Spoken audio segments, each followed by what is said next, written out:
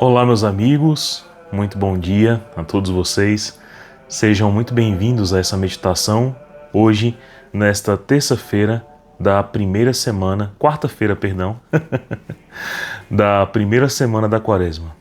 No dia de hoje, a gente vai meditar sobre algo excelente para a nossa vida espiritual, chamada discernimento. Então lembre-se, o tema da semana é de fato esse: fazer uma correta distinção, ou seja, discernimento entre o bem e o mal, para aderirmos mais ao bem e para rechaçarmos mais o mal, para ganhar as virtudes, viver as virtudes e para impedir, que as nossas atitudes venham a cair sempre em tentação.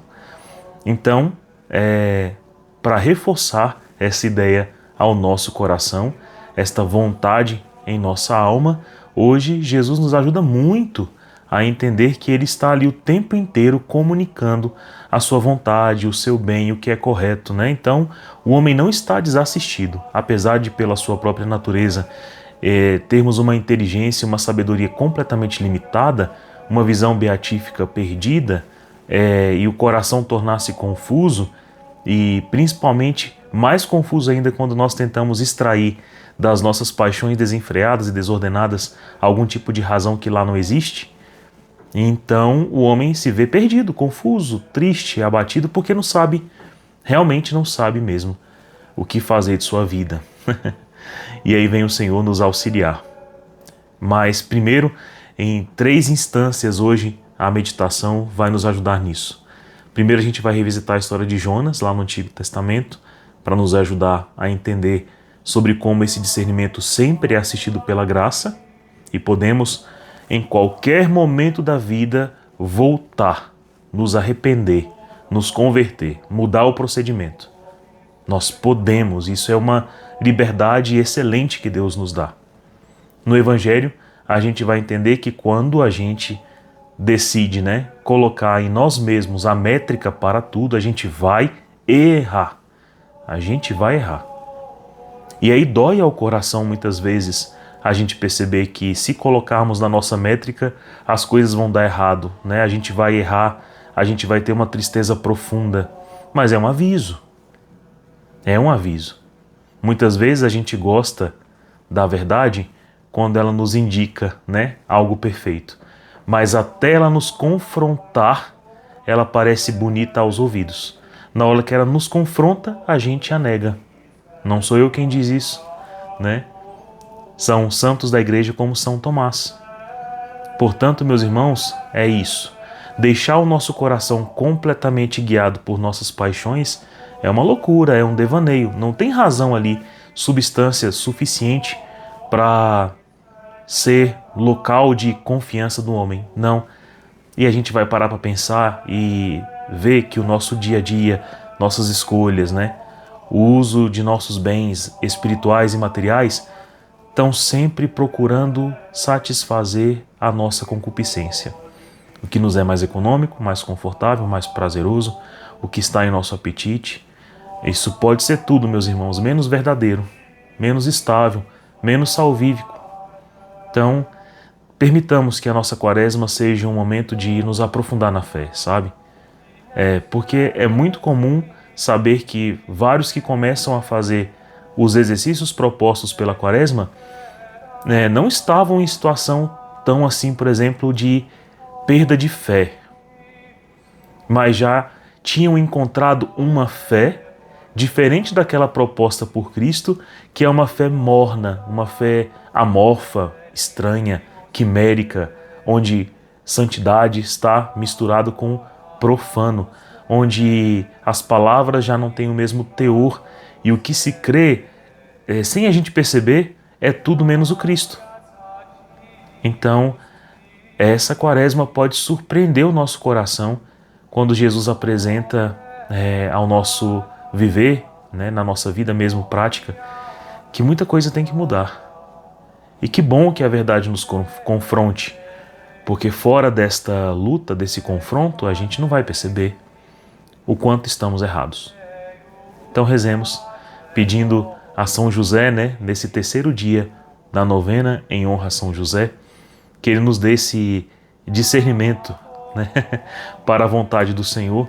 Ele que sempre caminhou agradando o Senhor, agradando a vontade do Pai, sendo na terra, né, os braços do Pai do Altíssimo para o agrado da vontade plena do Senhor. Ele saberá também nos conduzir como filhos à obediência esperada, né, à obediência desejada por nosso Senhor. Então rezemos. Estamos reunidos em nome do Pai, e do Filho e do Espírito Santo. Amém. Senhor Jesus, dê-nos a graça de encontrar força nesse momento de oração, para perceber a Tua vontade e para não negligenciá-la em nossa vida. Os Teus conselhos, o Teu mandamento, a Tua palavra é luz para o nosso caminho. Nosso coração precisa realmente, urgentemente, de conversão. E nós te agradecemos e louvamos, Senhor Jesus, porque a Tua bondade, Tua sabedoria se digna a rebaixar-se para nos fazer entender, compreender como o vosso proceder é excelente, é sempre benigno e dá-nos também coragem para enfrentar este mundo tão cômodo, tão preguiçoso, tão cheio de seduções vãs, tão fumacento e funesto, volátil e perecível. Nós não queremos estar nessa mistura amorfa deste mundo, mas queremos participar da forja, que também deu a vós a oportunidade de crescer em graça, sabedoria e estatura. Então dai-nos a conhecer, pelo coração de São José, a tua vontade. Terceiro dia. São José, chefe da Sagrada Família.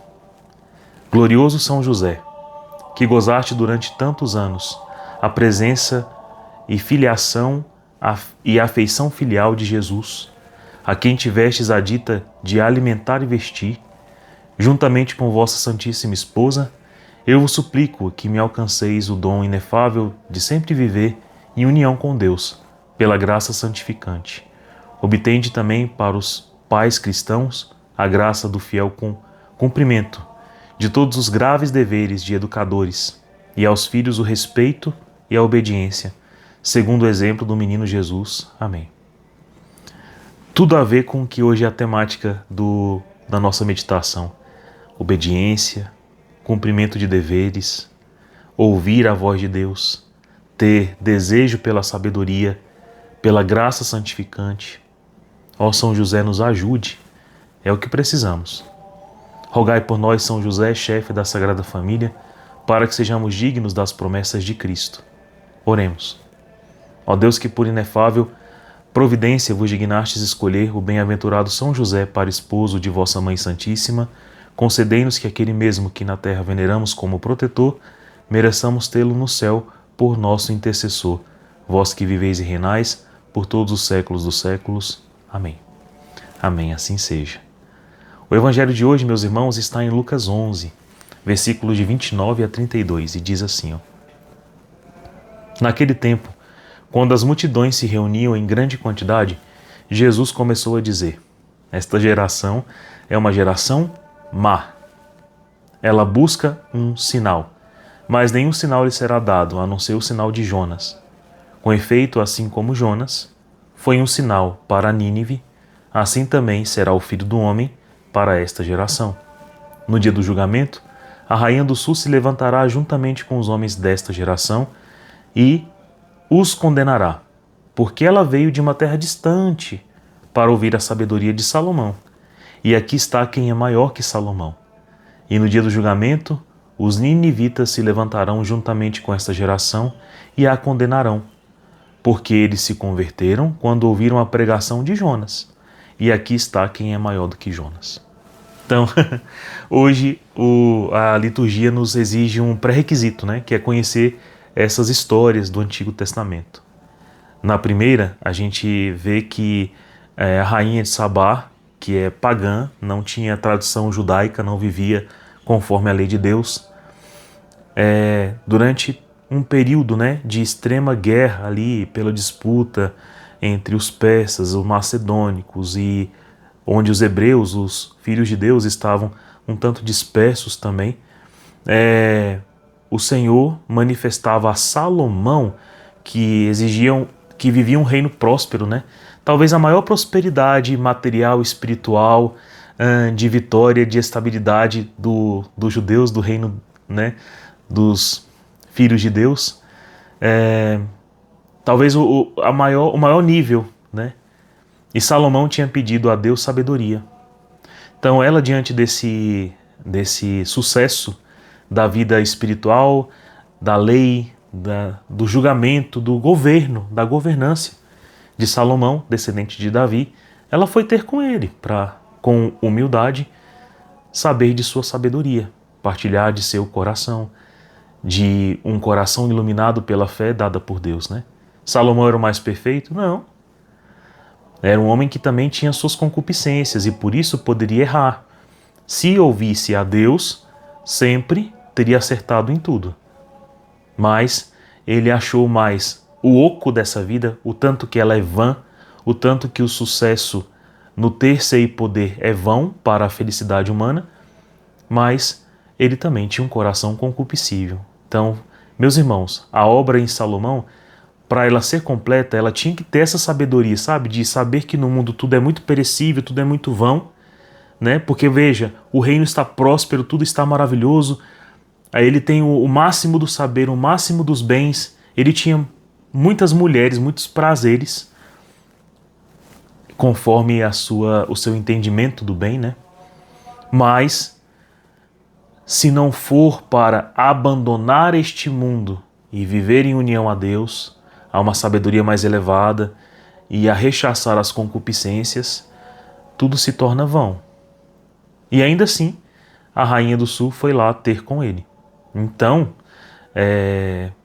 Jesus fala, olha, está aqui quem é maior que Salomão, né? Parto de sua linhagem, sou o seu descendente, mas além disso é o Senhor, é o Filho de Deus, encarnado no ventre da Virgem Maria, a filha de Davi, né? Instruído, conduzido e protegido por São José, o filho de Davi. Vocês não dão atenção. Quando o bem verdadeiro chega, então Jesus chega, além de todo sábio, todo bom, todo correto, humilde, casto, né? Com toda a pobreza material, com toda a sua diligência e cuidado, né? Não evidenciado por nenhum poder ostensivo deste mundo, mas os homens rejeitaram a Cristo, rejeitaram tudo nele, tanto a sua divindade quanto a sua humanidade. Então, a rainha poderia ser uma julgadora, porque ela alcançou, né, mais obediência, interpretando corretamente os sinais, né, de que Salomão tinha mais sabedoria do que ela, e ela foi e recorreu a essa sabedoria. Então, meus irmãos, às vezes o que nos falta é o mínimo de bom senso. De eu chegar, olhar para a minha vida e perceber assim, minha vida está boa? Está correto o meu procedimento? As minhas paixões estão bem orientadas, né? Meu desejo, minha vontade estão orientadas à verdade, ao que é belo, ao que é eterno? Não? Então muda. Pelo menos o mínimo de bom senso. Senão também quando Jesus apresentar a sua sabedoria, suas leis, elas serão para nós pesadas, incumpríveis, indesejadas, serão para nós patéticas, serão para nós insucedidas, serão para nós algo de repulsão ao coração. E isso, Fábio, é possível que isso aconteça conosco? Rapaz, duvida. Duvida. Pega hoje o que Jesus ensinou, todo o Evangelho, dá uma lida bem aprofundada e vai ver se a gente vive conforme o que Jesus nos ensina. E Ele é o sábio. Ele é a sabedoria. E nós rejeitamos a Ele. A gente se fia, se confia a vários profetas menores, né? Menores. A gente tem a nossa vida, às vezes, espiritual até presa. Se fulano não rezar, se eu não estiver com tal fulano, se eu não estiver assim assado, se eu não estiver aqui acolá, se eu não tiver uma oração assim assado, se não tiver música, se não tiver isso, não dá certo, eu não consigo, eu não posso.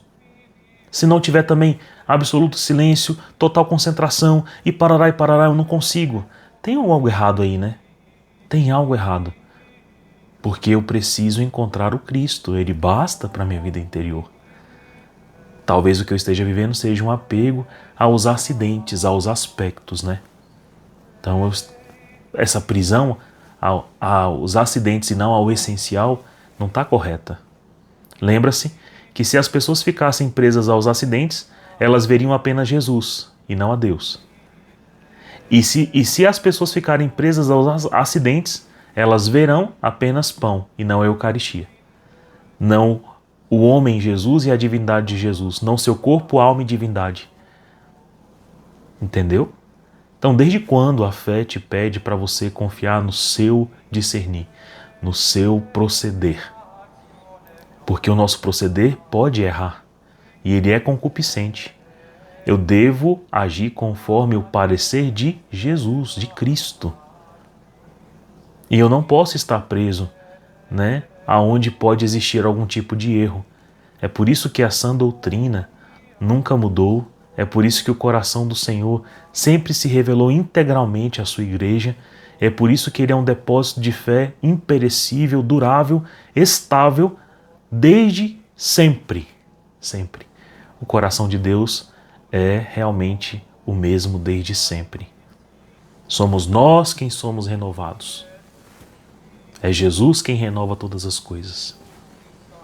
E o outro testemunho é o de Jonas, né? De Jonas também é um sinal, é um livro específico na Bíblia, só essa narrativa dessa história, na qual Jonas, um profeta de Deus, foi convidado a levar uma palavra de conversão a Nínive. Muito pecadores, lascivos, todas as concupiscências estavam lá no topo, né? E aí Jonas, sabendo que muitas vezes, como fruto da profecia, as pessoas se convertem e Deus desiste de fazer aquela correção, né, terminal, o julgamento terminal, ele fugiu. Mas o que eu acho mais bonito na leitura de Gênesis hoje, de Jonas, mostrada hoje na liturgia, lá no capítulo 3, versículo de 1 a 10, é o seguinte: a palavra do Senhor foi dirigida a Jonas pela segunda vez. Então não tem problema, meu irmão, se você errou uma vez, se o seu procedimento foi errado uma vez, se o teu coração estava transviado uma vez, o Senhor dirige a você a palavra 1, 2, 3, 4, 5. Se você quiser ouvir hoje a palavra de Deus, Ele vai te orientar. E vai dizer: levanta-te, põe-te a caminho da grande cidade e anuncia-lhe a mensagem que eu te confio.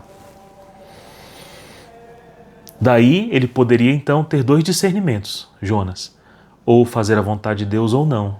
Ele fez.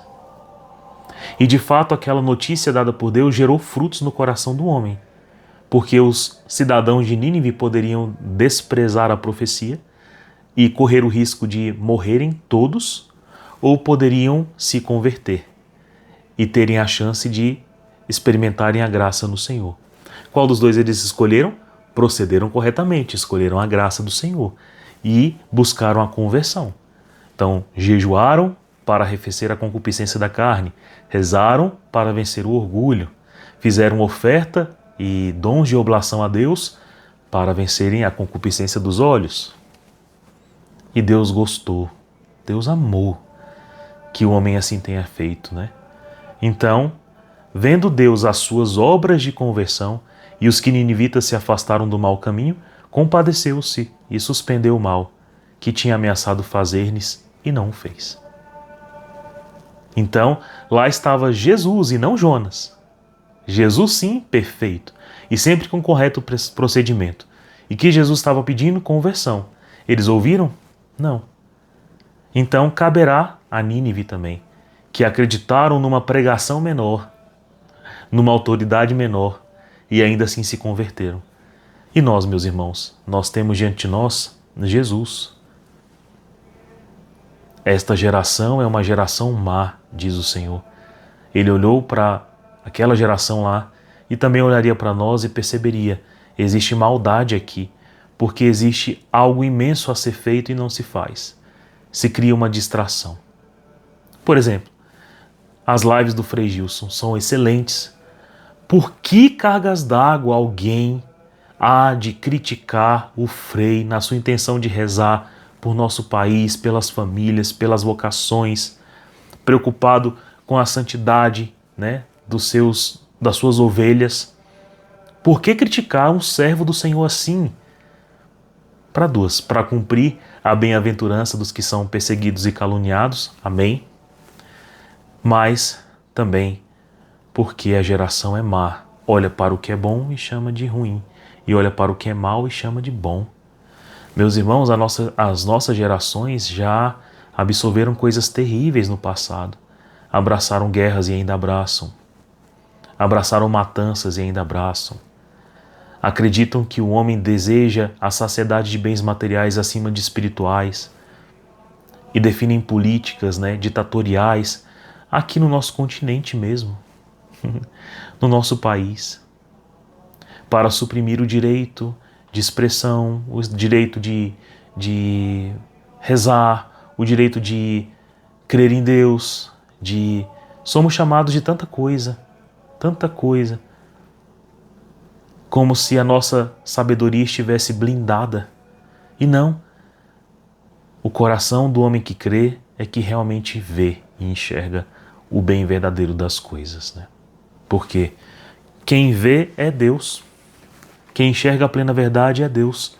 Então seus filhos veem com o olhar de Jesus. Para purificar esse nosso mau discernimento, entendamos as paixões do Senhor, né? Que é uma paixão, como eu falei para vocês, são 11 as paixões que temos. Santo Agostinho as define. Eu posso amar alguma coisa que é apresentada para mim, ou eu posso odiar. Eu posso desejar aquilo que eu amo, ou eu posso rejeitar aquilo que eu odeio. E eu posso ser feliz por alcançar o que eu amo, ou eu posso viver uma tristeza por não alcançar aquilo que eu amo, ou por sofrer aquilo que eu não quis. Também eu posso ter coragem, eu posso ter ira. Dependendo do material que está direcionado a essa paixão, aquilo é bom ou mal. E Jesus abraçou algumas coisas que são rejeitáveis, né? Por exemplo, ele abraçou a dor da cruz, do sofrimento, da solidão, do sangue, das feridas morais, né? Das feridas do corpo. Por quê? Porque as feridas são boas? Não. Mas porque desejá-las, amá-las e passar por elas é redentora a nós. Então, por mais que a dor dos pregos tenha sido tamanha, como ela nos rendia contra o mal e vencia em nós as concupiscências, Jesus viu o bem daquilo. Então, a paixão do nosso Senhor Jesus, ela vê além dos pregos, das chicotadas, e por isso é redentora. Então, meditemos sobre isso para que a gente tenha as nossas paixões orientadas por Deus, né? Isso sim é sabedoria, isso sim é redenção, isso é conversão. Algo que a nossa geração precisa muito. Se render à sabedoria de Deus e buscar a obediência. Se render à sabedoria de Deus como a rainha de Sabá fez junto a Salomão, e se render à conversão, como os ninivitas fizeram frente a Jonas. Mas isso tudo nós faremos frente a Jesus, né? Então Jesus, em sua paixão, nos ajuda a vencer nossos males, né? São Tomás de Aquino, aqui na meditação da Quaresma, diz assim, as causas de dor. A causa da dor nos sentidos foi a fragmentação do corpo, uma dor cuja amargura proveio em parte do fato de que os tormentos atacaram todas as partes do seu corpo e em parte do fato de que todos os tipos de tortura a crucificação é sem dúvida a mais cruel. Os pregos atravessaram os lugares mais sensíveis do corpo, as mãos e os pés, e o próprio peso do corpo atormenta a dor a cada instante. Soma-se a isso a agonia longamente prolongada, já que o crucificado não morre imediatamente, como acontece com os decapitados. As causas de dores interiores eram todos os pecados da humanidade inteira, pelos quais, através do sofrimento, ele estava fazendo reparação, de modo que, em certo sentido, ele os tomou para si como se elas fossem mesmo seus. Meu Deus, por que me abandonastes? E permaneceis longe das minhas súplicas por meus pecados, conforme está dito nos Salmos no Salmo 22, versículo 2. O caso específico dos judeus e dos outros que participaram do pecado de matá-lo, e especialmente o caso dos seus discípulos, para os quais sua morte era algo que se envergonhavam. A perda da sua vida corporal, a que era a própria natureza das coisas, é algo que a natureza humana foge com pavor.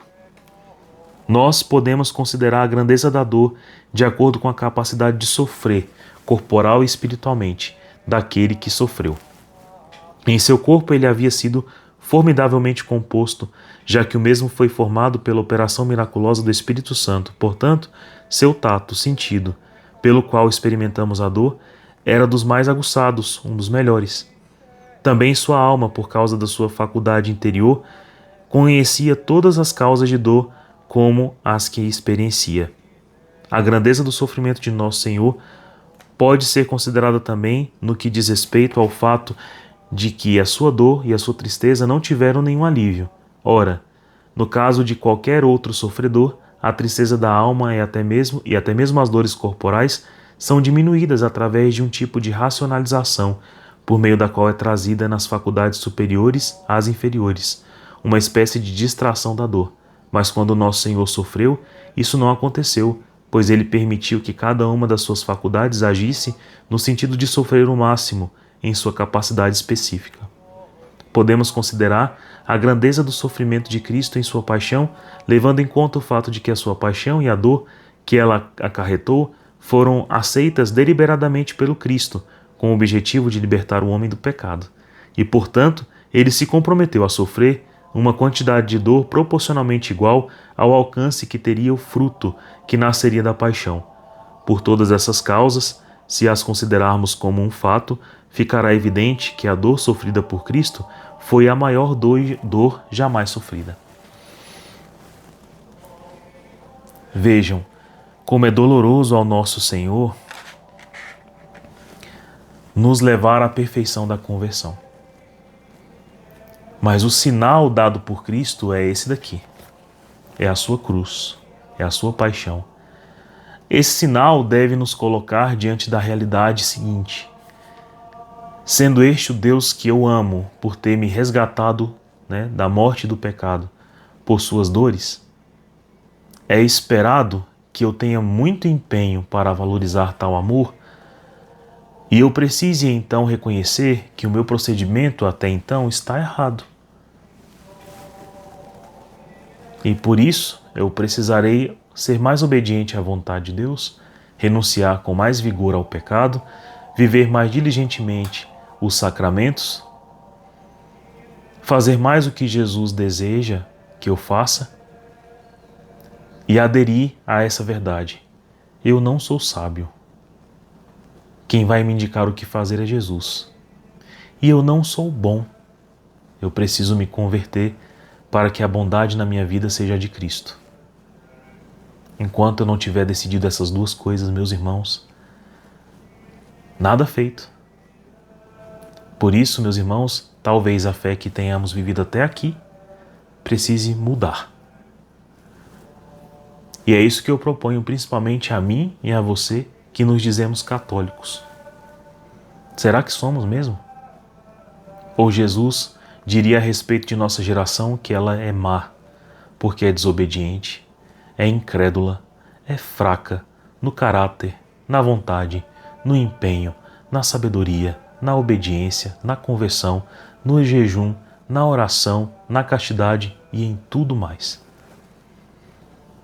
Às vezes a resposta é bem clara, né? Corramos, irmãos, que já perdemos tempo demais. Amém? Deus abençoe você, que São José nos ajude. Um cheiro e até amanhã.